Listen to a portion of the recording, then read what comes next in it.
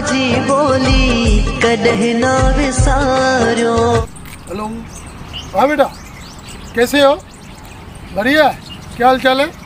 भाऊ सिंधी आयो? हाँ भाऊ, सिंधी है। तो भाऊ को सिंधी में ॻाल्हायो न, सिंधी के अॻियां वधायो, सिंधी में ॻाल्हायो, पंहिंजे ॿारनि खे बि चओ सिंधी में ॻाल्हाइनि, असांजी सिंधियत वधे।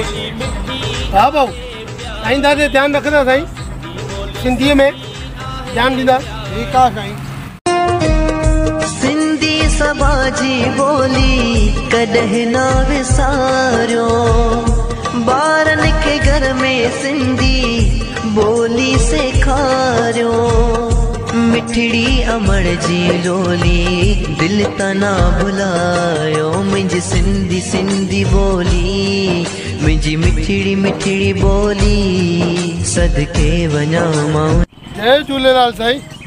हाणे असां बि सिंधियुनि खे ध्यानु ॾिनो आहे, सिंधी ॿोलीअ खे वधारे वधायो, सिंधीअ में हलो, सिंधीअ में ॻाल्हायो, सिंधीअ खे वधायो साईं। वाह साईं वाह। बसि तव्हां बि हाणे सभु ईअं ई कयो, सिंधी ॿोली अमर रहे, सिंधियत खे वधायो, पंहिंजे ॿारनि खे बि चओ सिंधीअ में ॻाल्हाइनि, सिंधीअ में पढ़नि। साईं बिल्कुलु असां ख़्यालु कंदासीं, सिंधीअ खे जीअं वधाईंदा तीअं ॾाढो सुठो अथव।